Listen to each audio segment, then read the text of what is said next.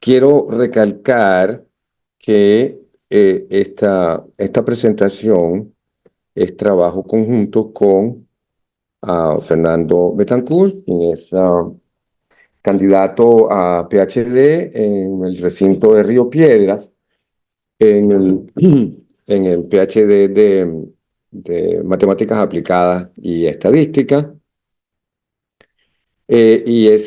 Trabaja junto conmigo en el U54, en el U54 Excellence in Cancer Research, que es un proyecto conjunto con el MD Anderson, o sea que trabaja eh, básicamente con datos de cáncer. Bien, el título de esta charla es Linear Model Selection, Probabilities versus P-Values. Una acotación antes que nada. Muchas de las ideas que voy a decir acá son mucho más generales que el modelo lineal clásico gaussiano. Y luego se pueden extender a cualquier tipo de modelos, porque son ideas, así como el p-valor es una idea que trasciende un modelo o un conjunto de modelos. Es una forma que propuso originalmente Sir Ronald Fisher para evaluar evidencia o por lo menos evaluar sorpresa. ¿Es este modelo razonable o no razonable? Veamos el p-valor. Pues si el p-valor es pequeño, entonces el modelo ha sido desacreditado. Y muchas personas, en particular las personas aplicadas, entienden que el p-valor es una probabilidad. Pues tengo que informarles que, lo siento, pero no es la probabilidad que los investigadores piensan que es. Esto es una especie de shock para la persona, pero ustedes van a ver por qué razón no es una probabilidad del modelo, sino es simplemente la probabilidad de una cola, que lo que nos dice que es que hay una sorpresa. Entonces, hablaremos de p-valores, la corrección de p-valores, false discovery rates, o sea, tasas de descubrimiento falsos, y vamos a presentar alternativas al p-valor. Todo este ámbito, toda esta área, tiene una larga tradición en la literatura matemática estadística, desde que tanto Sir Harold Jeffreys como Dennis Lindley presentaron algo que se llamó la paradoja de Lindley, que es una contradicción, potencial contradicción muy grande entre los métodos bayesianos para seleccionar modelos y los métodos clásicos, o basados en p-valores o en niveles alfa. Pero no fue sino hasta recientemente cuando se ha acumulado evidencia que algunos investigadores han llegado a afirmar por qué razón la mayoría de los hallazgos científicos terminan siendo falsos. Han hecho estadísticas sobre, alguien dice, he conseguido que esta droga realmente funciona para esta enfermedad. Presenta sus resultados y unos meses después aparece otro refutando. Se presentan los p-valores, la evidencia, parece muy convincente, pero al final, según estos investigadores, epidemiólogos, varios de ellos dicen, resultaron ser falsos más de la mitad. ¿Por qué? Entonces, empezaron una cantidad de razonamiento, culpa, etcétera, sesgos y qué sé yo, pero al final lo que está ocurriendo es que en la propia teoría estadística hay algo que no está funcionando. Y en este sentido, algunas revistas, particularmente, interesantemente, de psicología, han empezado a prohibir incluso el uso de p-valores y niveles alfa para publicar artículos. En particular hay uno de psicología que dice prohibido el alfa .05.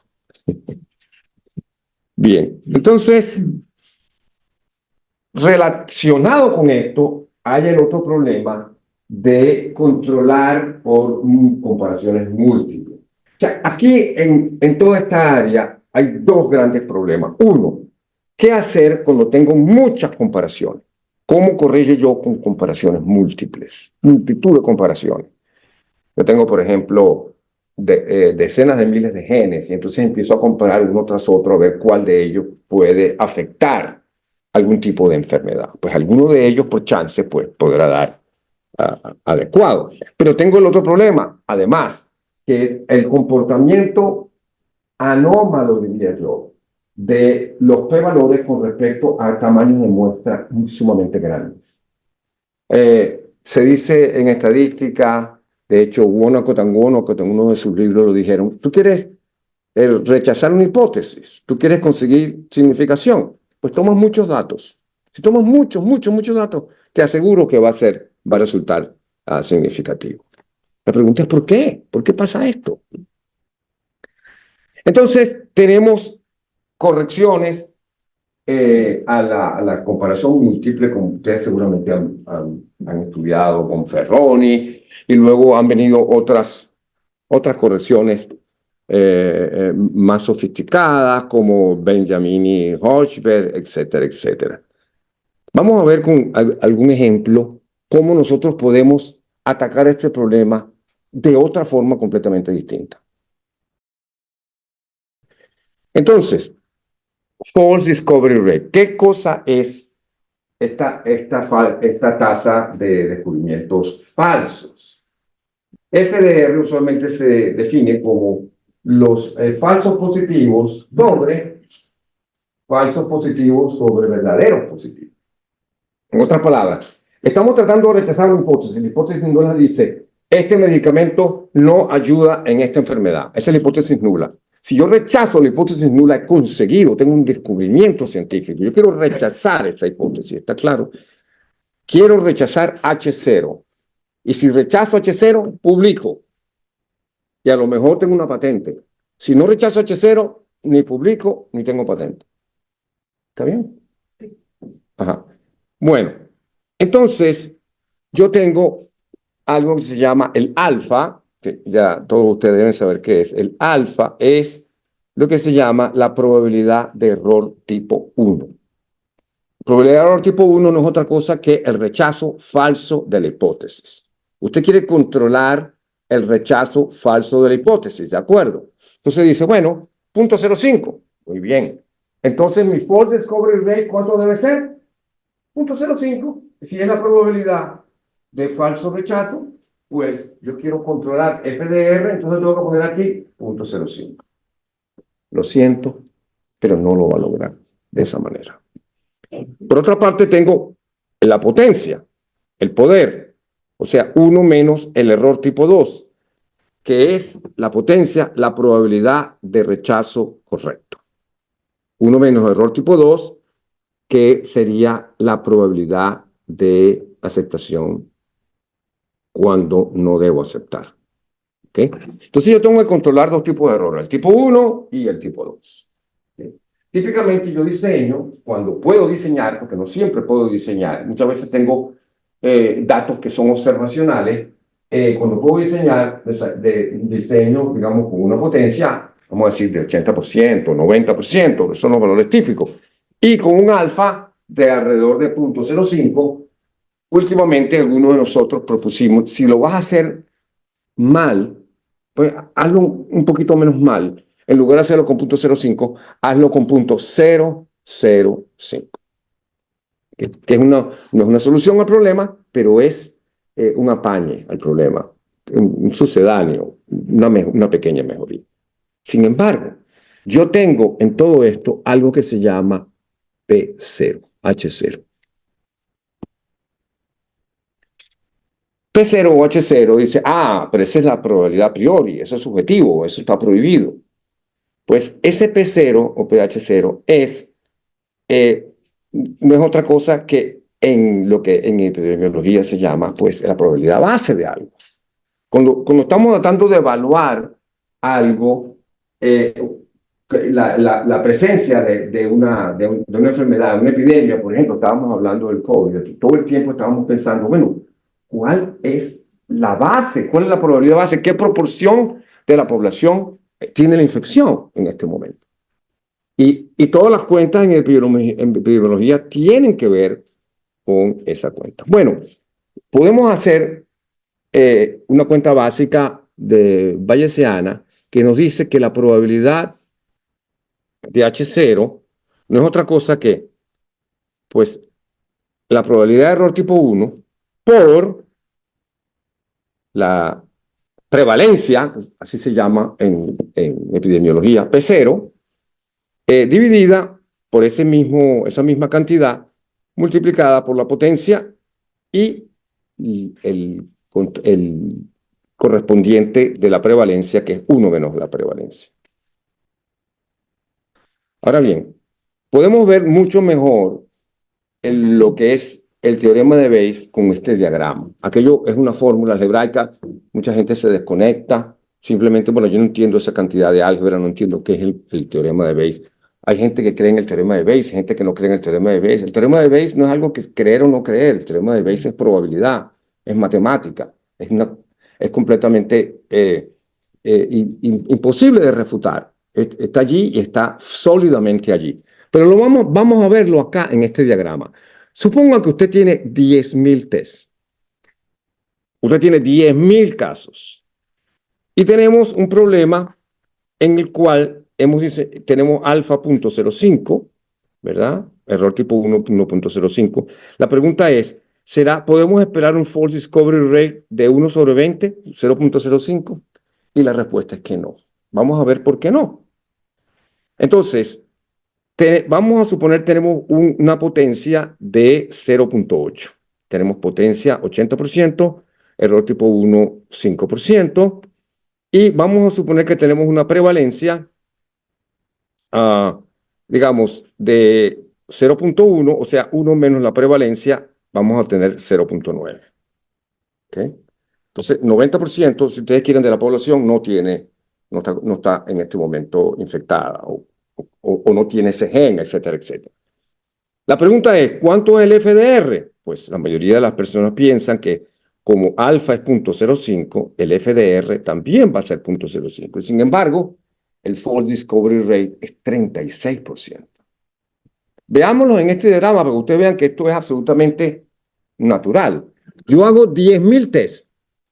Si el pH0 es 0.9, de esos 10.000 tests, 9.000 va a ser que H0 es correcto, 9.000 van a ser H0 correcto simplemente porque son el 10%, solamente en que H0 es falso, y entonces tengo aquí 9.000 y aquí tengo 10.000.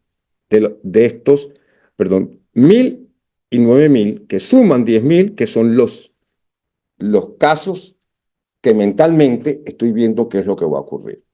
Muy bien. De esos 1.000, fíjense ustedes que yo voy a rechazar la hipótesis nula acá, H0 falso, en forma correcta. Voy a tener 800 correctos. Pero por el lado de abajo, voy a tener 9.000 de ellos en el cual H0 es verdadera, o sea, no hay efecto, pero como tengo unos valores acá de error tipo 1 y error tipo 2, pues entonces 450 de ellos van a ser descubrimientos falsos. Si hago simplemente la cuenta de este valor que tengo acá con este 450, ¿qué es lo que voy a obtener? 450 correctos sobre el total de descubrimientos, pues lo que voy a tener, o mejor dicho, 450 incorrectos y 800 correctamente, entonces lo que voy a tener es un false discovery rate de 0.36. 36% de descubrimiento falso. Esto es simplemente una cuenta que todo el mundo le es convincente, porque aquí, bueno, yo aquí no tengo que creer en Bayes, simplemente hago 10.000 veces y corro estas probabilidades y lo que me da en esta cuenta 36% de descubrimiento falso. ¿Qué fue lo que hice mal? Nada. No has hecho nada mal. Simplemente que has interpretado todo eso en forma errónea. Alfa punto cero cinco no te está protegiendo de false discovery rate. ¿Cómo depende el false discovery rate de la prevalencia? O sea, de P0. Y la respuesta es enormemente. False discovery rate, por ejemplo, acá es 0.9, es el ejemplo que estábamos viendo hace poco. Si movemos este P0 a algo más cercano, a 0.5, pues con una potencia de 0.9, sí es cierto que tenemos una false discovery rate de 0.05, pero esto es enormemente dependiente de cuánto vale este pi0, cuál es la prevalencia. Entonces, la potencia, ustedes van a ver en todos los estudios que ¿cuánto es n, profesor? ¿Cuánto es el tamaño muestral que tengo que tener? Todo el tiempo obsesionado todo el mundo con la potencia. Power. Ustedes seguramente han tenido esa experiencia cuando han diseñado estudios. Sin embargo, la influencia que tiene la potencia en el false discovery rate es muchísimo menor que la influencia que tiene la probabilidad a priori de la hipótesis nula o lo que es la prevalencia, el baseline. Entonces, esto todo tiene que ver con lo que luego vamos a llamar los alfa levels y los p-valores. Más bien, lo que tenemos que hacer es cuál es la probabilidad a posteriori de la hipótesis nula, dado que yo rechazo. Yo tengo que preguntarme seriamente, bueno, ese H0, ¿qué probabilidad voy a tener en la práctica? ¿Es 0.1 o es 0.9? La situación que voy a tener es radicalmente distinta en un caso que en otro caso. Si es, por ejemplo, si una nueva droga es efectiva o no es efectiva y es mejor que el estándar, pues la probabilidad de H0 seguramente va a ser muy alta en el sentido de que esta nueva droga, si yo tengo un estándar que es muy alto, pues tiene una probabilidad altísima de no superarla. Pero tengo otros casos. Si es una enfermedad nueva, si es un nuevo medicamento, pues a lo mejor el H0 es mucho mayor. Bien, y entonces ya, esto es una introducción suave, gentil, le decía yo a Fernando antes, en que tomamos el teta, o sea, el parámetro como la variable aleatoria. ¿Por qué esto es tan importante? Esto es tan importante porque el método bayesiano pone las preguntas en donde tienen que estar. La pregunta es, ¿cuál es la probabilidad? Si mi hipótesis nula es, este medicamento es más efectivo que el medicamento estándar, ¿cuál es la probabilidad, dados estos datos, de que eso ocurra? Esa es la pregunta científica. ¿Cuál es la probabilidad de que este medicamento sea superior al actual estándar? La pregunta no es, si este medicamento nuevo fuera igual al estándar, ¿cuál sería la probabilidad de observar lo que yo observé y más fuerte que lo que observé? Dense cuenta de lo retorcido que es esa pregunta. Es la pregunta inversa, no es la pregunta directa.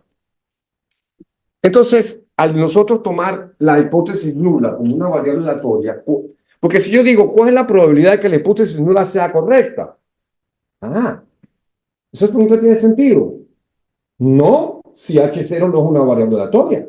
Pues, ¿qué sentido tiene yo decir la probabilidad H0 de algo que no es una variable aleatoria?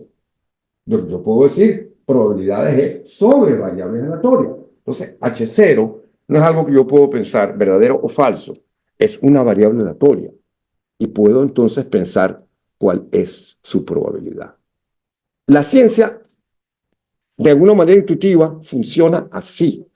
¿Cuál es la probabilidad de que esta hipótesis sea correcta o no?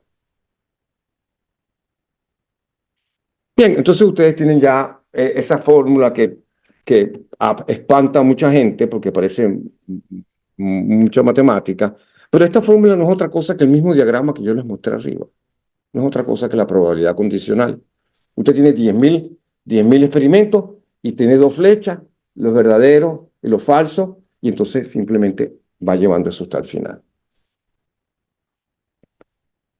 Entonces, cuando yo tengo hipótesis, yo estaba diciendo que son variables aleatorias, yo puedo pensar en cuál es la probabilidad de esa hipótesis dada las observaciones. Fíjense ustedes la diferencia de esto que estoy diciendo. Probabilidad de la hipótesis nula dada las observaciones. ¿Qué cosa es eso? Bueno, yo tengo aquí J más 1 alternativas. Aquí tengo la verosimilitud, aquí tengo la prevalencia, PHJ, ¿verdad? Y simplemente comparo esa probabilidad con respecto a todos los candidatos que yo puedo tener. Si tengo solamente hipótesis verdadera o hipótesis falsa, tengo solamente dos modelos, H0 y el complemento H0. Pero yo puedo tener 15 modelos. Yo puedo tener miles de modelos, que Fernando los va a atacar ahora en este momento, ver cómo podemos proceder cuando tenemos cientos de modelos. Podemos hacer predicciones con cientos de modelos. Y a la vez, cómo podemos hacer predicciones de variables de observaciones futuras. Y todo lo manejamos en términos probabilísticos. Muy importante eso, porque H para nosotros es una variable aleatoria. Y no diría para nosotros, porque uno no tiene por qué ser bayesiano para pensar para pensar que tiene sentido hablar de la probabilidad de hipótesis nula. Yo diría que hay que ser científico para que esto tenga sentido, más que bayesiano, no bayesiano.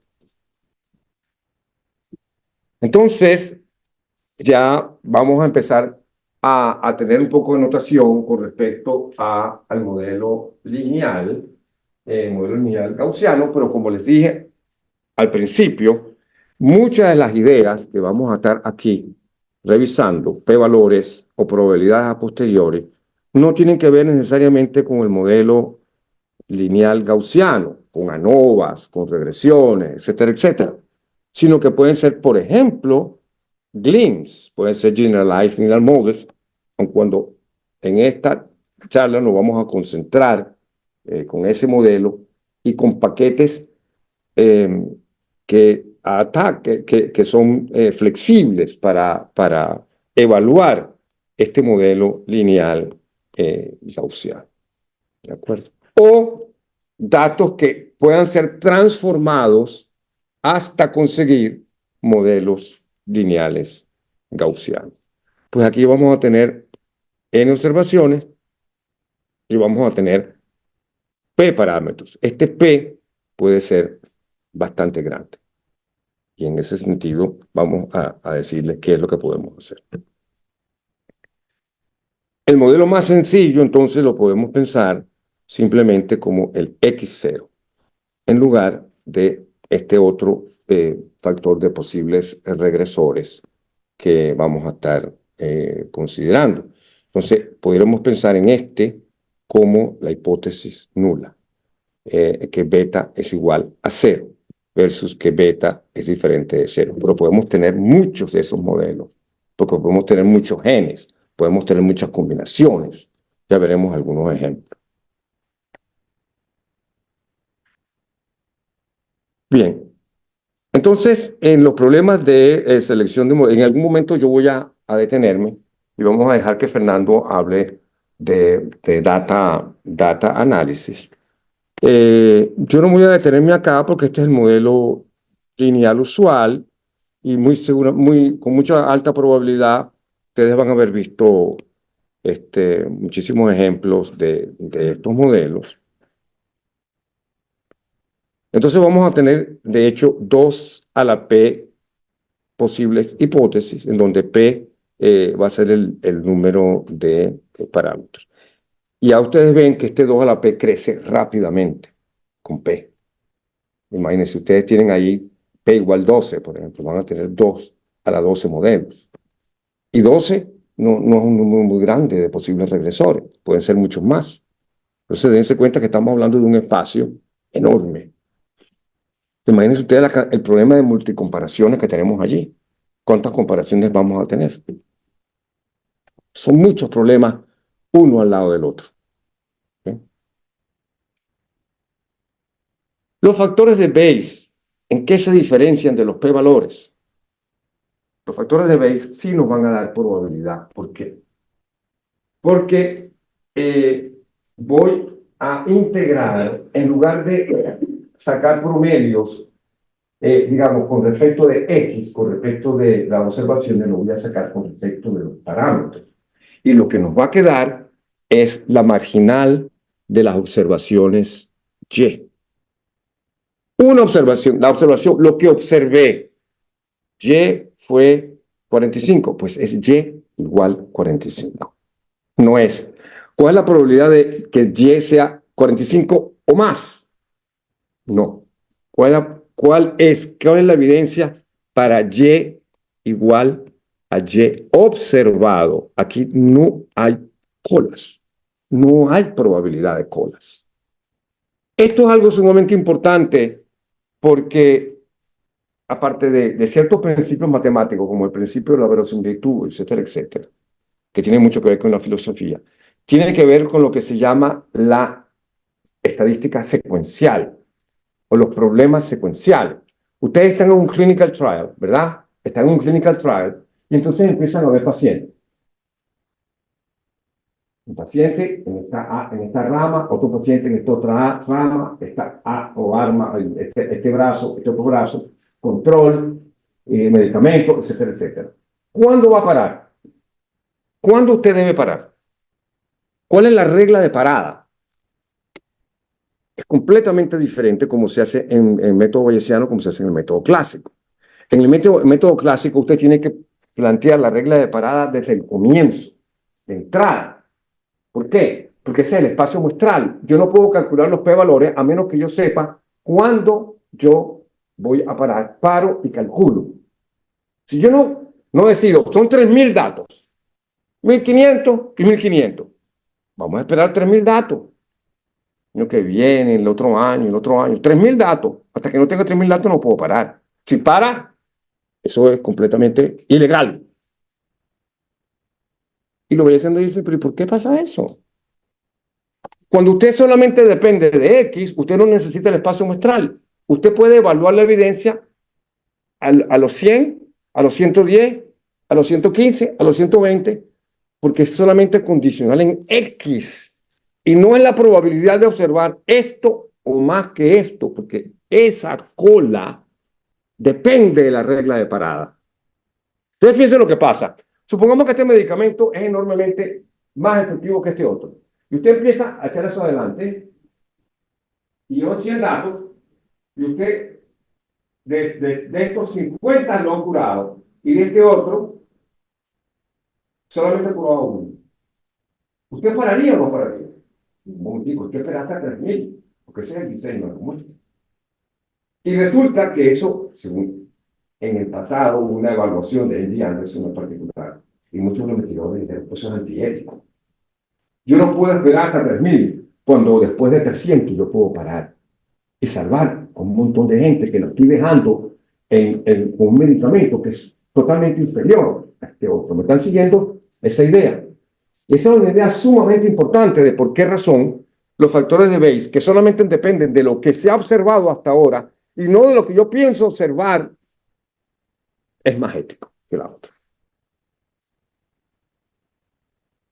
Bien, toda esta área en mucho fue bastante limitada porque no había una teoría de cómo asignar estas densidades a priori. Yo no voy a decir aquí que todo esto es sencillo, fácil, no. A veces es muy complejo. Y yo siempre recuerdo, bueno, mi hija está a punto de tener 33 años, yo tiene 32, y ese es el tiempo que tenemos Berger y yo trabajando en estas cosas.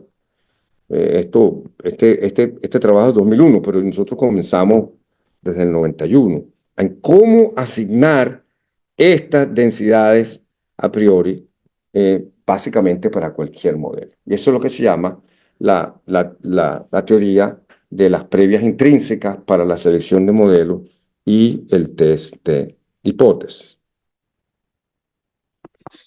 ¿Cómo se pueden jugar los factores de Bayes? Pues según el propio Jeffries, Sir Harold Jeffries, Jeffries es un personaje sumamente interesante. Jeffries era un geólogo, geofísico. Y entonces en Cambridge, me decía mi profesor David Cox, me decía, nosotros llamábamos a Jeffries el hombre que inventó la Tierra. The Earth. Porque su gran libro fue un libro llamado La Tierra. Pero entonces resulta que él se sentaba en las charlas de Fisher. Y entonces en las clases de Fisher decía, profesor Fisher, pero eso que usted dice a mí no me convence. Imagínese usted un muchacho ahí y hay unas peleas históricas interesantísimas, pero es que Fisher se consiguió con su otro genio llamado Jeffrey. Digo, es que yo no concibo cómo usted va a evaluar la evidencia como un tail probability. Cuando yo puedo evaluar la evidencia con la observación que yo tengo y no lo que usted se imagina que va a tener, lo que tengo. Y entonces él creó su propia tabla. La tabla dice lo siguiente. Si el factor de Bayes, B1, 0, si B1 es grande, se puede rechazar la hipótesis. Si es pequeño, no.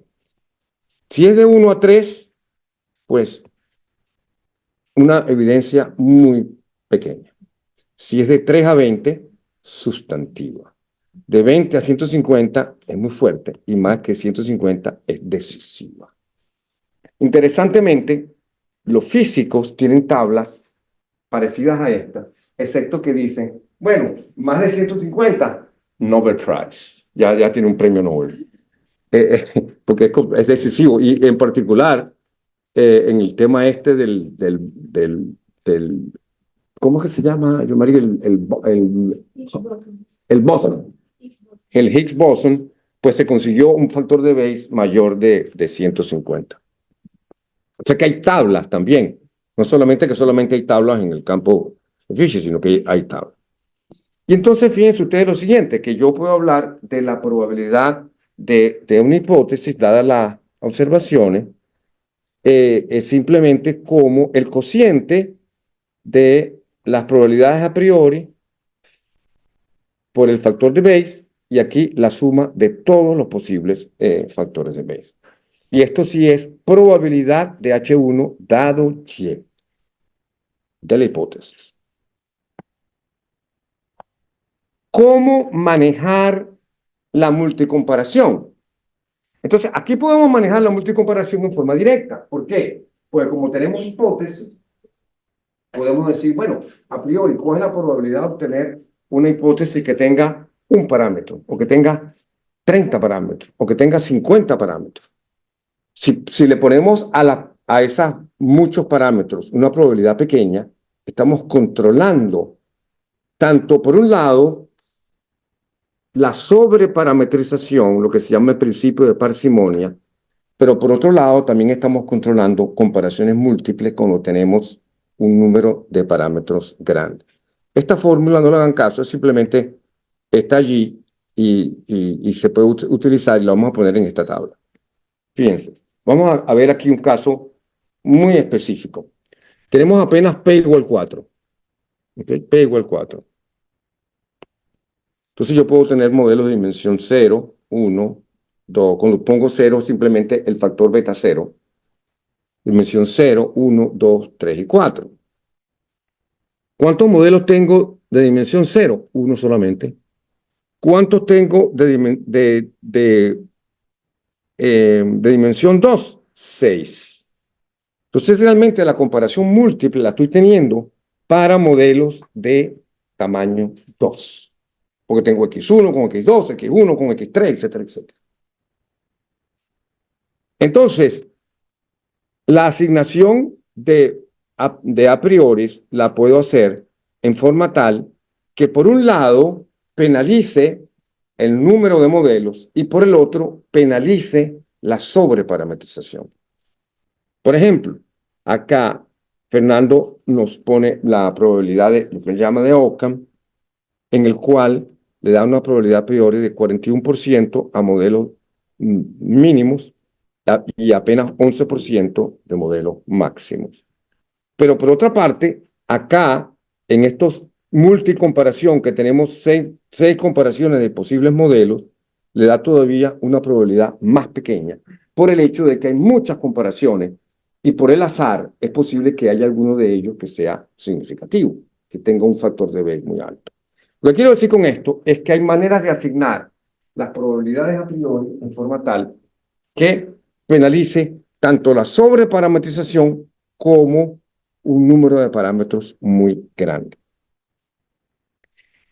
Además, si tenemos probabilidades, podemos tener varios conceptos sumamente interesantes. Por ejemplo, podemos tener el modelo de más alta probabilidad posterior, simplemente aquel modelo que tiene más grande probabilidad. No tengo que estar comparando uno a uno, solamente dos, puedo tener cientos de modelos. Pues tengo uno que tenga probabilidad más grande, otra segunda, etcétera. Suman uno, tienen que sumar uno, porque son probabilidades. Los p-valores no tienen que sumar uno, no son probabilidades. Pero también yo puedo calcular una cosa que se llama las probabilidades de inclusión. Por ejemplo, yo tengo este X1. Entonces usted dice, en forma explicativa, ¿X1 debe estar en el modelo o no? X1. Y bueno, yo puedo tener X1 solo, yo puedo tener X1 con X2, yo puedo tener X1 con X2 y con X3, yo puedo tener X1 con X7. ¿Qué significa que X1 está en el modelo? Sumo todas esas probabilidades y me da la marginal de que X1 esté en el problema. O sea, de X1 con X2, X1 con X3, todas las probabilidades, yo lo puedo hacer porque son probabilidades, suman uno. ¿Se dan cuenta? Entonces, la probabilidad de inclusión, yo calculo la probabilidad de una variable simplemente como la suma de todas las probabilidades de todos los modelos que incluyen a esa variable. Un concepto novedoso, nuevo, probabilidad de inclusión, que de alguna manera nos van a dar una idea de la explicación. ¿Será que esta variable explica este fenómeno? Pues puedo calcular la probabilidad de inclusión. Y lo que se llama el median probability son todas aquellas variables que tienen eh, eh, la probabilidad de inclusión mayor de 0.5. Pero también tengo la predicción. No, yo no solamente quiero explicar, yo también quiero predecir. ¿Cómo voy a predecir? Bueno, dirían, pues coja usted el modelo y después que tenga el mejor modelo, predice con ese modelo. ¿Y por qué? ¿Acaso yo no puedo predecir con 15 modelos? En términos clásicos, no. Pero en términos bayesianos, si yo tengo la probabilidad del modelo 1, del 2, del 3, hasta el 15, simplemente predigo con todos ellos ponderados por la probabilidad de cada modelo. Eso es lo que se llama el Bayesian Model Averaging. ¿Me están siguiendo? La potencialidad que tengo yo al tener probabilidades en la mano y no p-valores. Yo puedo tener un modelo gigantesco, una especie de elefante, que me dice, con este modelo, con esta probabilidad, este modelo, pero digo con todos ellos. No estoy condenado al either or. No, todos ellos. Lo podemos esto entonces comparar con lo que se hace en términos clásicos. La estadística F, ¿verdad?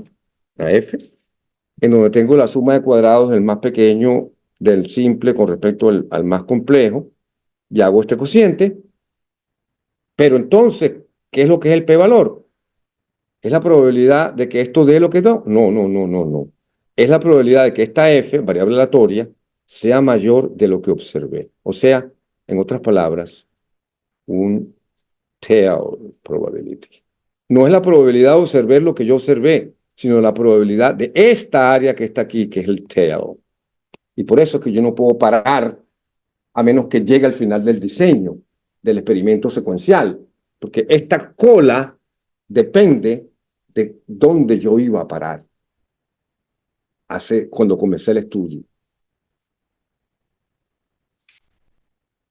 Bueno, y también podemos comparar con cosas que los investigadores han tenido que hacer en vista de las limitaciones, de los p-valores, etcétera, etcétera, que es, por ejemplo, el criterio de Akaike, que es 2 veces en la máxima verosimilitud con una penalización. Yo tengo que penalizar, porque si yo no penalizo, siempre escojo los modelos más complejos. Un modelo más complejo me va a predecir mejor que uno más sencillo, siempre. Pero eso va en contra del principio científico de Occam, la navaja de Occam, que significa pluralita edi pensata sine necessitate. En otras palabras, la complejidad se evita a menos que sea estrictamente necesario. Si yo puedo explicar casi todo con menos, ese es el modelo explicativo. Entonces yo necesito penalización. Acá hay que penalizar con 2 veces el número de parámetros. Sin embargo, B y C, es Bayesian Information Criterion, que se debe de nuevo a Jeffries y a Schwartz. En lugar de penalizar con un 2, lo penaliza con un log n. Y cuando n es grande, esa penalización es más fuerte. Voy a terminar acá viendo lo que se llama el famoso ejemplo de los datos de Hall. Este es un ejemplo, contrariamente a lo que usualmente buscamos como contraejemplo de datos tamaños muy grandes. Este es un ejemplo de tamaño muy pequeño, en el cual tenemos 4 potenciales regresores muy correlacionados entre sí, 2 a 2, muy correlacionados, y solamente 13 observaciones. Por ejemplo, la correlación entre X2 y X4 es menos 9.975, entre X1 y X3.8, o sea, hay bastante colinealidad aquí, es un conjunto de datos bastante difícil de analizar. Y entonces, ¿qué podemos decir con respecto a software? Entonces, ya que vamos a empezar a analizar esos datos, lo vamos a utilizar con R, pero hay software también para Stata, aunque nosotros preferimos R, entre otras cosas porque es gratis. Y hay un paquete sumamente importante que vamos a estar analizando aquí que se llama Bayesian Variable Selection. ¿Ok? Que lo pueden bajar en R, por supuesto, sin ningún costo. Y este paquete, pues, calcula las probabilidades a posteriores de hipótesis y modelos y provee una cantidad de potenciales alternativas. Por ejemplo, cómo pesar a priori los modelos para compensar por sobreparametrización o comparaciones múltiples. Hay otros paquetes como BAS o BMA, Bayesian Model Averaging, que hace cálculos similares, y algunos de ellos también trabajan con GLM, cosa que no vamos a ver en esta presentación, sino solamente vamos a ver con respecto al modelo gaussiano lineal. Bueno, aquí hay algunas potenciales aplicaciones. Aquí, por ejemplo, Predict, podemos predecir con varios modelos. Podemos hacer cálculo de summaries, de resúmenes de la distribución a posteriori. Y aquí, con B-Test, nos calcula las probabilidades de los diferentes modelos. Ustedes van a ver allí. Bien, aquí tenemos, no sé si se ve bien, quizás lo voy a ampliar un poco, qué es lo que nos da LM, la fórmula usual LM en el caso de Holt. Si se dan cuenta, si ponemos los 4 variables, ¿qué es lo que pasa con los p-valores? Ninguno de ellos es significativo. ¿Se dan cuenta? ¡Wow! Tremendo problema. P-valores, no hay ninguno ni siquiera que sea más pequeño de 0.05. Y eso que yo les vengo recomendando que rechacen con 0.005. Ninguno de ellos. Pero sin embargo, ustedes dirán, ¿será que estos regresores son irrelevantes? Si ustedes se fijan que el R cuadrado es del 98%. ¿Cómo se explica eso? Los p-valores nos dicen que no hay ninguno significativo, pero por otro lado nos dicen que la suma de cuadrados, la variable explicada es mayor al 98%. Evidentemente que aquí hay una contradicción. ¿Qué podemos hacer? Bueno, entonces típicamente la gente dice, bueno, esto no sirve, entonces vámonos con A y C o con B y C. Por cierto, aquí dice A y C, pero esto que está acá realmente es B y C. Y entonces B y C nos escoge al modelo X1 más X2. Mientras que A y C nos escoge el modelo X1, X2, X4. Recuerden lo que yo les decía, que el A y C tiene una penalización más pequeña que el B y C. El B y C es muy frecuente que escoja modelos más pequeños que el A y C. Bien, entonces aquí estamos ya en el análisis bayesiano. Fíjense ustedes que acá nos va a dar que el modelo con X1, X2 tiene 47% de probabilidad. Si ya tenemos un modelo que nos está diciendo, ese modelo tiene casi 0.5 de probabilidad. El segundo modelo, ¿cuál va a ser? X1, X4. ¿Qué probabilidad tiene ese modelo? 0.15. O sea que ya tenemos acumulando 47 y 15%. Entonces ya hemos pasado la barrera del 50%, pero podemos seguir al X1, X2, X4 con otro 11% de probabilidad y X1, X2, X3 con otro 11% de probabilidad y aquí estamos ya en los alrededores del 90%. Entonces, lo que nos está diciendo esto es, si uno quiere predecir, uno no debe predecir exclusivamente con el X1, X2. Si uno quiere predecir en forma más efectiva, debe predecir con 0.47 de probabilidad con X1, X2, pero con 0.15 de probabilidad con X1, X4 y así sucesivamente. ¿Cuál va a ser el modelo de más alta probabilidad posterior? Evidentemente que X1, X2. Pero fíjense que en este caso, el modelo de más alta probabilidad posterior tiene mucha probabilidad, pero si yo tengo muchísimas variables, es posible que el modelito de más alta probabilidad posterior tenga apenas 0.03 de probabilidad o 0.07, porque tengo muchos competidores. Entonces no conviene escoger exclusivamente los modelos de más alta densidad posterior. El modelo mediano nos va a decir aquellas variables que suman más de 0.5. En este caso, no siempre pasa así. El modelo mediano y el modelo highest posterior probability coinciden en este caso, pero no siempre es así y Fernando va a presentar algunos en que no es así.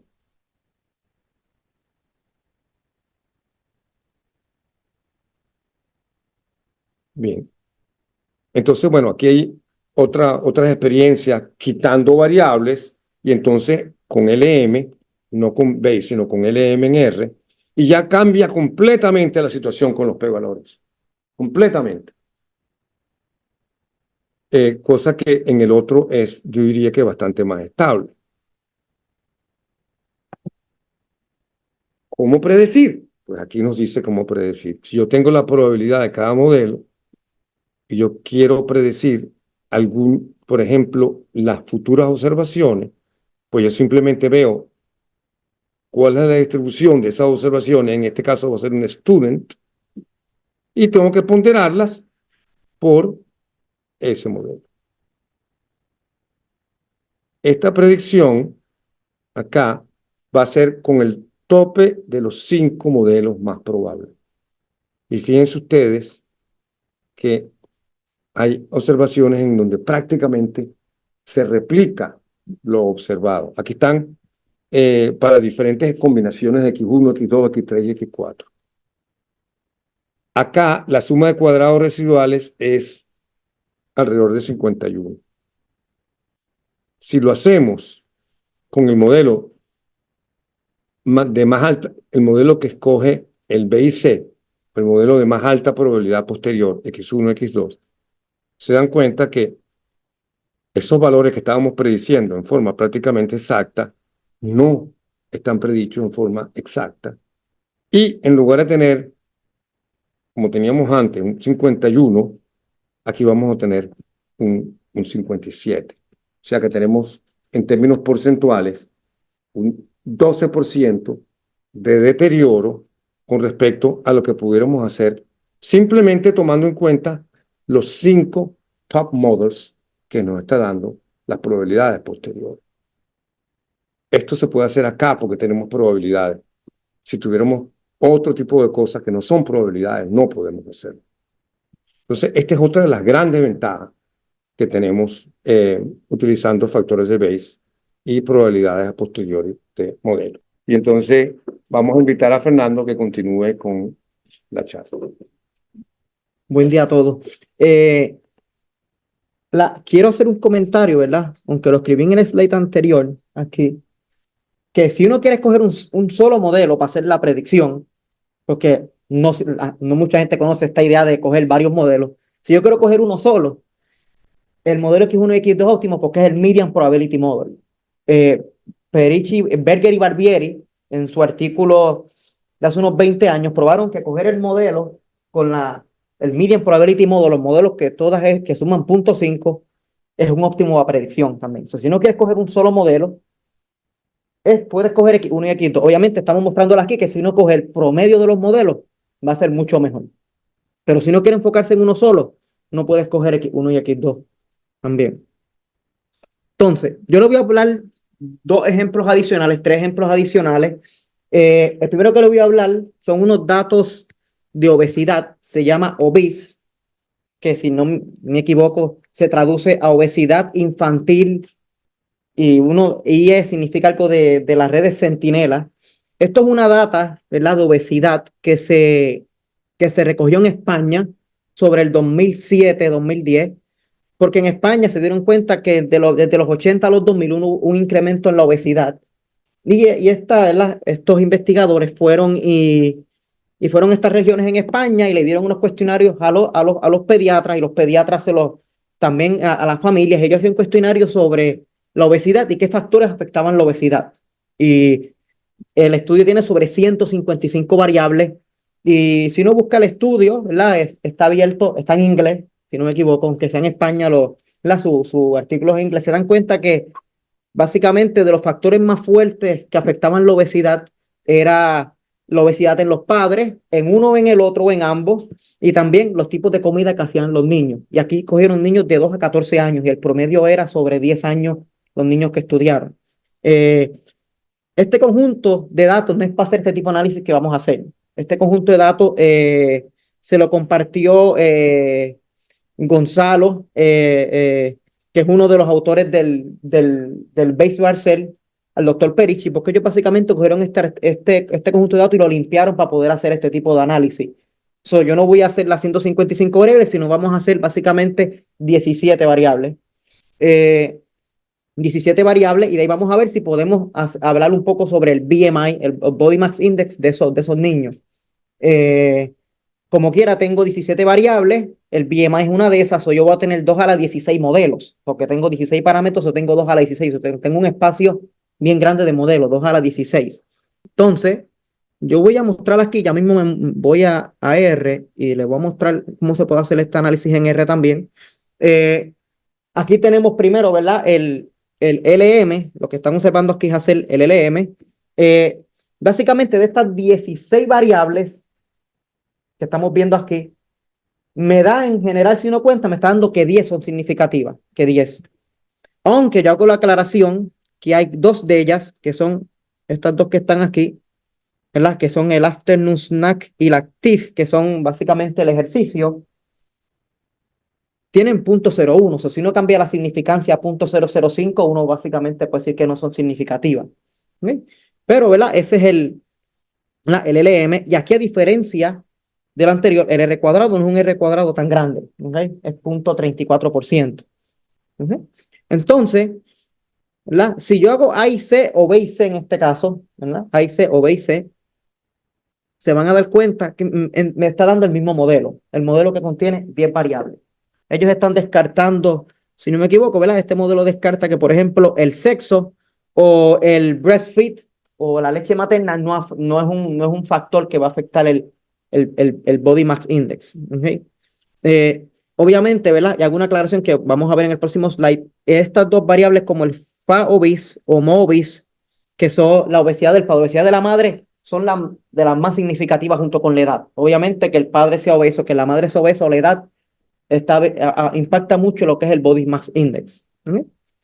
Y lo vamos a ver porque si hacemos el análisis bayesiano, ¿verdad? Que es haciendo el ¿verdad? Las funciones, ¿verdad? Buscando los modelos que son más, con más probabilidad. Cuando lean esto, aquí la línea 1 y esta línea 1 son la misma línea. Es que no caben y solamente me sale como en dos pasos. Pero me va a mostrar el mismo modelo, pero aquí, como comentó el doctor Perichi, cuando yo tengo muchos modelos, tengo 2 a la 16, la probabilidad posterior no va a ser 47%, sino que observen que básicamente es 8% la probabilidad del modelo más grande. ¿Sí? Y lo que voy a mostrarle, ¿verdad? En las probabilidades de inclusión es que, por ejemplo, si vemos como les comenté aquí, la obesidad en los padres y la edad tienen una probabilidad de inclusión de 1, básicamente, de 1 en su importancia. Y también les quiero comentar que las dos variables que tenían un p-valor 0.01, aquí vean la inclusión, son básicamente 0.85 y 0.95. ¿Ok? Eso que tienen mucha importancia esas dos variables en el modelo. Aquí dan los mismos modelos. ¿Ok? Vamos a ver un ejemplo. El último ejemplo que les voy a mostrar no van a ser los mismos modelos, el median con el highest. Pero, ¿verdad? Tengo un modelo básicamente de 10 variables. ¿Ok? Si yo cojo un modelo de 10 variables, puedo hacer esto. Ahora, si yo quiero hacer predicción, si se dan cuenta, el modelo de 10 variables no tiene un R cuadrado tan alto, tiene un R cuadrado de 0.34. So, hacer predicción en este caso, con un modelo de 10 variables puede que no sea tan óptimo porque solamente el R cuadrado de ese modelo, porque aquí me da el mismo modelo cualquier caso que yo haga, o haga el median o haga el modelo clásico. Pues aquí me conviene hacer el módulo averaging para poder buscar, hacer predicciones en estos modelos. ¿Okay? Porque entonces yo voy a coger un promedio de estos modelos. ¿Cuántos modelos voy a coger? Bueno, si yo cojo de los 2 a la 16 modelos que tengo, si yo cojo 100 de ellos, estoy capturando el 92% de la probabilidad. Y me conviene hacer predicción con eso. ¿Okay? Entonces, y yo voy ahora a mostrarle estos cómputos en la computadora para que vean que no es tan complejo lo que estamos haciendo aquí. Entonces, si yo hago predicción, okay, claramente el Bayesian Model Averaging va a ser mejor que el median o va a ser mejor, ¿verdad? Que básicamente cuando digo el median me estoy refiriendo al modelo que tiene 10 parámetros, okay, para poder hablar del BMI. Y en este caso, ¿verdad? A diferencia del anterior, yo solamente cogí los primeros 5 modelos con el hard data. Aquí estoy cogiendo los primeros 100. Y solamente estoy haciendo predicción con el 92%. Si yo cojo a lo mejor los primeros 1000, estoy básicamente cogiendo casi la probabilidad total y podría hacer una predicción mucho mejor. ¿Okay? Y aquí solamente con el 92% ya se puede ver. Aquí no creo que voy a poder mostrarle porque el cómputo me va a tomar mucho tiempo hacerlo como quiera, que la suma de cuadrados es mucho menor que la suma de cuadrados del otro. La diferencia no es significativa con el 92%, pero si yo subo al 95, al 100% de la probabilidad, cogiendo ese promedio, va a ser mucho mejor la, la predicción. Y le voy a mostrar aquí en R, que tengo que tener mi R en alguna parte aquí, yo creo que se ve. Uh-huh. Esta es la data de obesidad, le llaman obese. Lo que pasa, ¿verdad? Si ven aquí, estos primeros datos esta primera línea son de Gonzalo, ¿verdad? Yo lo que hicieron fue que limpiaron los datos y se quedaron con 17, es lo que está aquí, ¿ok? Si no se da cuenta, ellos cogieron y pusieron en inglés las variables, porque en realidad son en español, ¿no? Si no lees, las variables están en español, a veces un poco más fácil de entender, ¿ok? Pero estos datos están en R. Si usted va a Base Barcel tiene la data adentro, tiene OBIS. No, amor, no la tiene, no los tiene reducida esta, pero te tiene la data con las 155 variables. Lo que ocurre es que muchas de esas variables están en blanco, so ellos hicieron un data cleanup antes de mostrarlo. Si usted va a packages en R, Base Barcel ya está, no tiene que ir a bajarlo en específico. Si usted va y lo instala y le sale el paquete. Aquí está obesidad. Y básicamente, ¿verdad? Aquí yo lo que hice fue el LLM, ¿verdad? El que ya le mostramos. Si queremos hacer el step, el IC o el base, se basa con estas funciones que son step, de seguro, ¿verdad? Es un método clásico que muchos ya conocen. Lo que hace es que te calcula, ¿verdad? El IC o el base, ¿verdad? De manera para adelante o para atrás, ¿ok? Y aquí es que voy a hablar un poco, ¿verdad? Del base Barcel. El base Barcel usamos esta función que se llama Bieves. Bieves pues, te hace el análisis bayesiano para modelos de menos de 25 variables.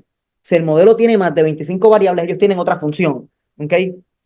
Que ¿verdad? No creo que la escribí aquí, pero es una función que básicamente tiene que trabajar con lo que son cadenas de Markov y esto, ¿verdad? Que no vamos a hablar aquí porque cuando los modelos son más grandes, pues todas estas estimaciones de factores de Bayes son integrales, son estimaciones, requiere, ¿verdad? Usar otros tipos de cómputo, pero ellos tienen funciones que hacen las mismas cuentas para cuando yo tengo modelos más grandes de 25 variables. ¿Okay? Son lo que es el give sampling, ¿verdad? Si quieren saber eso. Entonces, yo defino el BMS, pongo la fórmula, como hacemos con el LM, en este caso el BMI, al yo poner, ¿verdad? La tilde, esto básicamente te va a hacer con todos los modelos. Cuando yo pongo prior betas es la probabilidad del parámetro. Eso fue lo que dijo el doctor Perichi sobre las previas intrínsecas. Eso es, ¿verdad? Un poco más, ¿verdad? Un tema más sofisticado. Y también puedo ponerle la previa a los parámetros. Yo tengo dos tipos de previa. Tengo la previa del parámetro, del beta del modelo, pero también tengo una previa para cada modelo. ¿Okay? La previa del modelo es la Scott-Amberger. La Scott-Amberger es la previa que básicamente a cada modelo de la misma dimensión le da la misma probabilidad. Son modelos que tienen, a los modelos que tienen, vamos a decir, los modelos que son de dimensión 5 que tienen 5 variables, pues le va a dar la misma probabilidad a esos 5. A los modelos que tienen 4 variables, le va a dar la misma probabilidad. ¿Okay? Hay una forma, la forma más simple de asignar esa probabilidad del modelo es darle a todos la misma probabilidad. Y eso no es una forma buena de hacerlo, porque yo darle la misma probabilidad al modelo más grande que al más pequeño, ¿verdad? Puede traer, ¿verdad? El problema este de multiple comparison. ¿Verdad? Tú le asignas la previa, si no el paquete tiene muchas previas y usted puede leer, ¿verdad? Cada una previa que hace en específico. Él también te da la opción, y a lo mejor se lo puedo mostrar para último ejemplo, de uno poner su propia previa. Obviamente, ¿verdad? Esto es algo, cuando digo su propia previa es la fórmula esa que pusimos ahorita, que el profesor Perichi dijo, ignórenla, yo puedo escribir esa fórmula y, ¿verdad? Cambiar como mostramos la previa de Ockham, yo también la puedo colocar aquí, pero tengo que hacerlo un poco de manera manual. Uh y cuando yo pongo esta opción de n.keep 100, es que me estoy quedando con los top de 100 modelos. Cuando yo me estoy quedando con esos 100 para poder hacer la predicción. Eso, si uno corre esta línea, básicamente te va a correr aquí, ¿verdad? Te va a mostrar, ¿verdad? Eh, Te da la opción, ¿verdad? Este que está arriba fue que yo lo hice con otra previa, pero no solamente se enfocan en este. Aquí está corriendo el código, ya corrió. O sea, si yo llamo obis, le puse aquí base, básicamente me va a mostrar lo que le mostramos ahorita, que son los modelos más probables. Y si le hago summary, el summary te muestra las probabilidades de inclusión. Te muestra las probabilidades de inclusión, que es lo que tenemos ahorita. Eh, si queremos hacer la predicción, si queremos hacer predicción, eh, pues hay una función que ellos tienen en el paquete que se llama predict. ¿Okay? Hay muchas predict.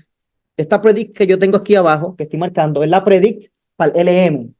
Pero si yo quiero hacer predict con Bayesian Model Averaging, ellos tienen una que se llama predict, pero esa me tiene que aceptar un objeto que le llaman BVS, que es un objeto que es de Bayes, es un objeto de Bayesian. Entonces, yo le digo, ¿verdad? Aquí le pongo básicamente obis Bayes, que es básicamente mi modelo, le digo la data y le digo las simulaciones que va a hacerme. ¿Cuántas simulaciones vas a hacerme de esa predicción? Yo le puse 10.000, me tomó un rato porque tengo muchos modelos y no tengo una computadora potente.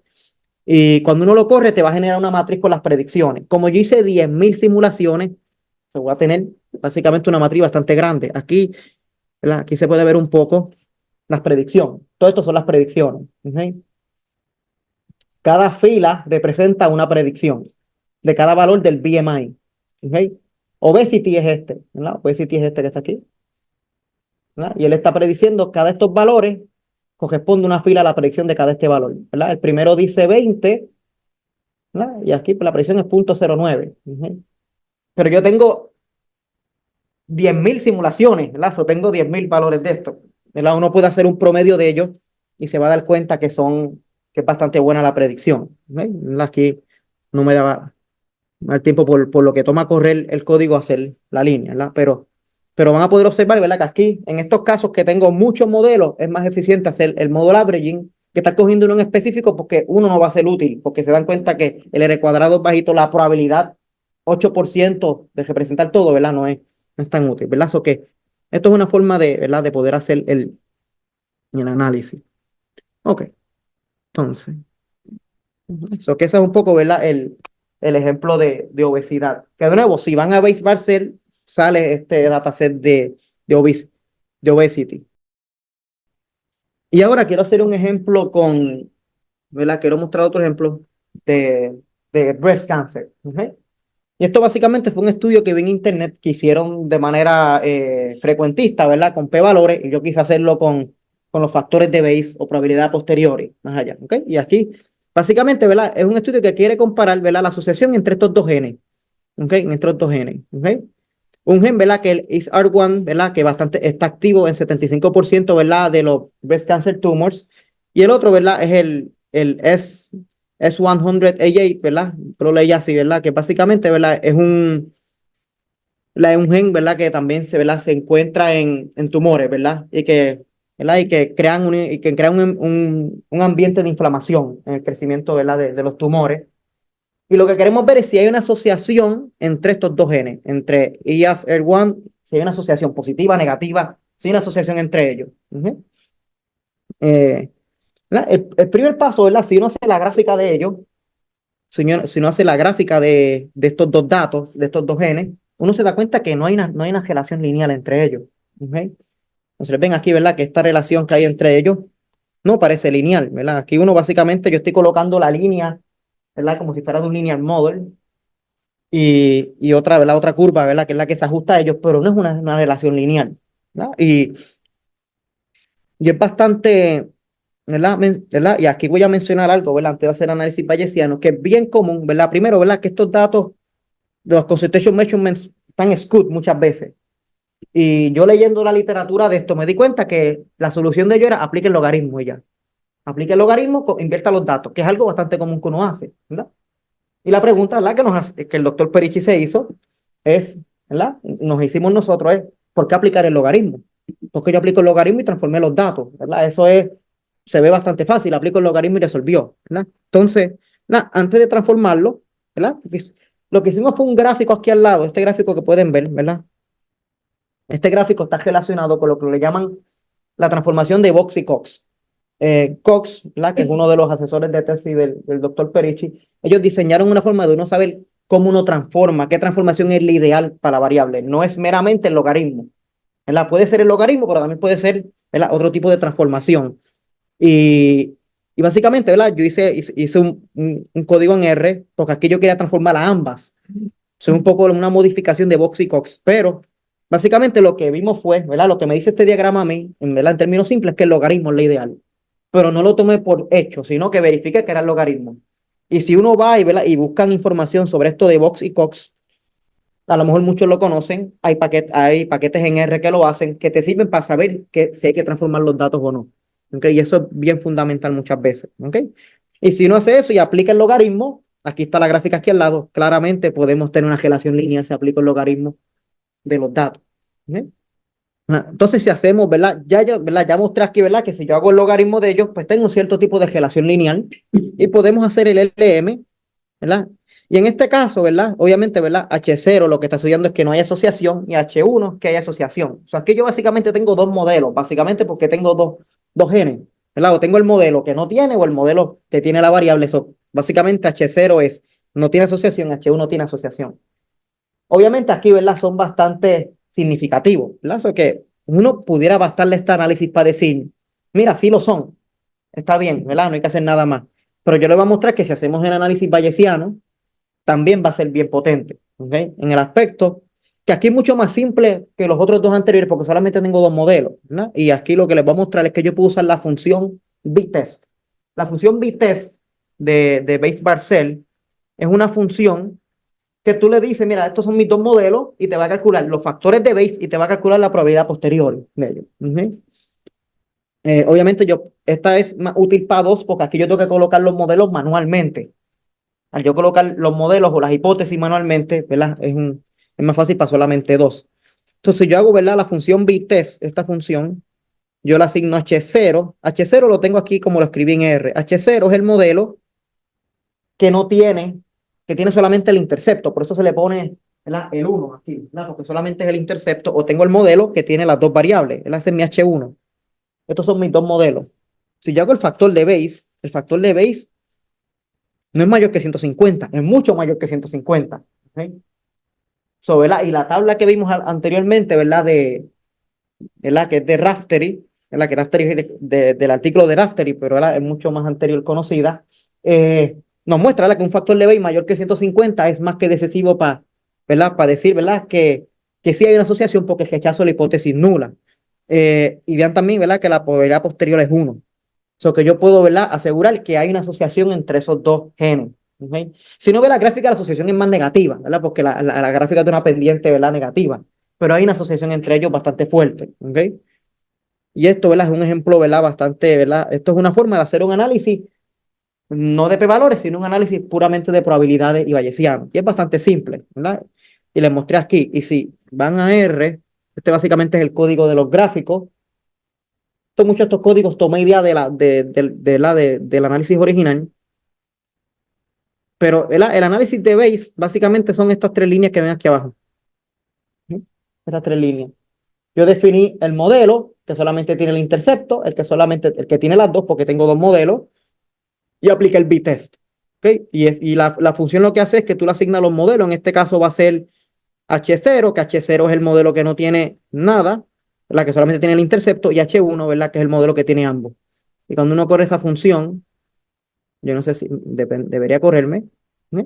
Y aquí la tienen. Si no la corre, ¿no? Aquí está, ¿verdad?, básicamente lo que le mostré. Aquí la que está tomando es la robusta, básicamente. Sí, aquí no está haciendo las previas, las intrínsecas que no está utilizando.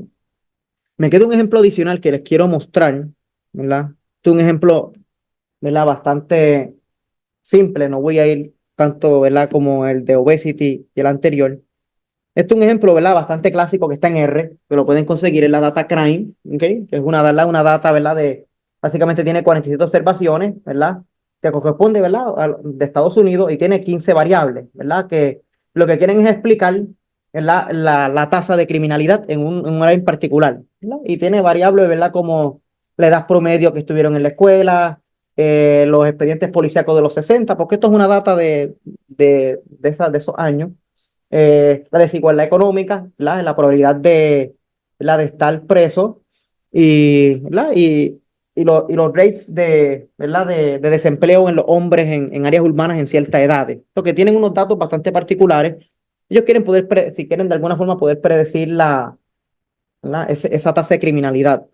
Yo lo que quiero mostrarles aquí a ustedes es que en esto es un ejemplo donde el median y el highest no son los mismos modelos. ¿Sí? ¿Verdad? Y más allá, ¿verdad? Le vamos, ¿verdad? No tan solo, ¿verdad?, cambian, ¿verdad? Y aquí la diferencia es que yo estoy tomando dos tipos de previa. Yo estoy tomando la previa donde a todos los modelos yo le asigno la misma probabilidad. El modelo que tenga las 15 variables, el modelo que tenga 0 variables tiene la misma probabilidad. O le estoy asignando, ¿verdad?, esa que la llamamos la Scott-Berger, que es la que le asigna a todos los que tienen la misma dimensión. Ahí el paquete de manera automática la que pone la robusta. A poner la robusta en la de los parámetros y hace Scott and Berger automático en la de los modelos. ¿Okay? Esas están por default ahí. Eh, Uno también las puede cambiar, ¿verdad? Pero esas las puse por default ahí.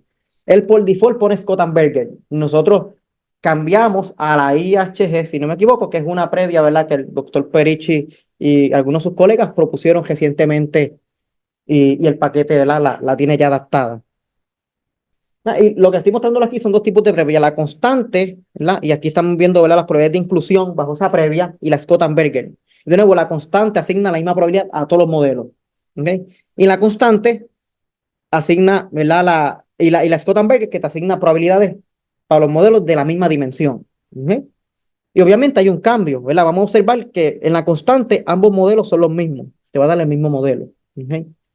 Pero si cambio Scott and Berger no son los mismos, ¿verdad? Y uno pudiera pensar, ¿verdad? Vean que solamente el highest te da un modelo de 3 variables, básicamente. So que yo de esas 15 el modelo con la probabilidad más alta tiene 3 variables. El problema es que ese modelo, ya que yo no lo pongo, solamente tiene una probabilidad bien bajita, como de un 2%, 3% de probabilidad. Si aunque me dice que tengo 3 variables, ese modelo solamente tiene un 3%, ¿verdad? A lo mejor lo puedo calcular aquí y mostrárselo. So, este modelo de 3 variables, la probabilidad, el highest de ese modelo solamente tiene una probabilidad bien bajita. ¿Okay? Si yo quiero hacer predicción aquí, yo no puedo coger ni 5 ni 100. Tengo que coger sobre 1000 modelos para acaparar sobre el 90% de la probabilidad. Y la función me deja hacer eso. ¿Okay? A ver si les puedo mostrar aquí un momento. Aquí tengo el modelo cuando le pongo, ¿verdad? La previa de Scott and Berger, que le asigno todo de la misma dimensión, la misma probabilidad. Si yo corro esa línea, déjame mostrarla aquí. Voy a ponerle modelo. Disculpen mi nombre de las variables, ¿verdad?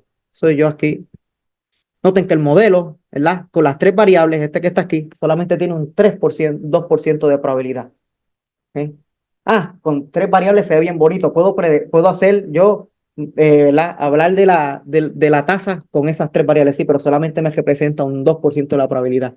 Entonces, si yo quiero hacer predicción aquí, me conviene coger por lo menos 1000 modelos para poder acaparar el 90% de la probabilidad. ¿Verdad? Y de nuevo, ¿verdad? Esto es una herramienta que nos da, ¿verdad? Esto del Bayesian Model Averaging.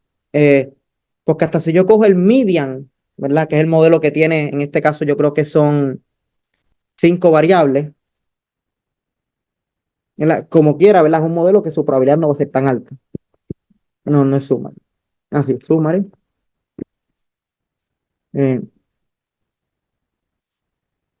¿No? Bueno, aquí el median básicamente tiene 5 variables, pero un modelo de esas 5 variables tiene una probabilidad bien bajita también. Eso que hacer predicción con él tampoco va a ser tan útil, pero hacer la predicción con el promedio de ellos sí va a ser mucho mejor. De nuevo, tengo que saber cuánto cojo, pues con 1000. ¿Okay? Y es bien fácil saberlo porque cuando uno hace la función predict, a ver si puedo hacer la función predict. Aquí no la tengo, no, pero déjame hacerla la puedo hacer con la HALT. Vean, si la HALT, yo que tengo 5 datos aquí en la HALT. Este es el ejemplo HALT que mencionó el profesor Perich al principio. Si yo hago la función predicción, ella te va a decir cuánto es la probabilidad que la estás haciendo. Mírate. Ok, no corrí. Si no corre el objeto que tiene los modelos, no va a correrme la predicción. Si yo corro la predicción, le va a decir con cuánta probabilidad la estoy haciendo. Los de HALT, ¿verdad? La gráfica que mostró el doctor Perichi, lo está haciendo con el 94% de la probabilidad. ¿Okay? Si yo aumento a 10, los modelos que voy a coger, de seguro estoy cogiendo la probabilidad total, el 1%. Y aumentarlo a 10 es bastante simple, ¿verdad? Y aquí me estoy volviendo para otro ejemplo anterior, pero uno lo que hace es cuando hace el keep en la función, cambio a 10. Entonces ahora estoy cogiendo 10 modelos aquí. Y si hago la predicción ahora, me la está haciendo con 1, con la probabilidad total ahora. ¿Sí? Y hay más, porque hay 16 modelos, porque 2 a la 4 es 16. Pero ya cogiendo los primeros 10, ya estoy cogiendo básicamente la probabilidad total y ahí estoy haciendo una predicción bastante buena. Ujú. Entonces, ¿verdad? Si yo no sé si el doctor Perichi quiere decir algo adicional aquí, de referencia. Para referencias, está este artículo más o menos reciente, el 2022, de Berger, García Donato, Moreno y Perichi, que es en lo que se llama el Handbook of Bayesian, etcétera, etcétera, que está en CRC Press. Esto es una especie de resumen de lo que en algún momento será un libro que estamos escribiendo entre los cuatro. Y la otra referencia es la referencia de García Donato y Forte en The Art Journal. The Art Journal, que es un artículo de 2018. 2018. El paquete, sin embargo, ha tenido otros desarrollos después del 2018, pero no demasiado, algunos avances. En este sentido, aquí se hacen cosas un poquito más avanzadas de lo que se hace en este artículo. Y eso sí va a aparecer en el libro. pero por lo pronto lo que tenemos es este handbook. Bien, acknowledgements, agradecimiento. Bueno, en primer lugar a la Alianza por la invitación. Con la Alianza, tenemos una alianza en el proyecto de MD Anderson UPR, Excellence in Cancer Research, que es un proyecto que ya tiene, ¿cuántos? 20 años probablemente corriendo. Es del National Cancer Institute y del National Institute of Health. Y también pues nos han apoyado el proyecto del INBRE, que también tenemos que reconocer. Gracias.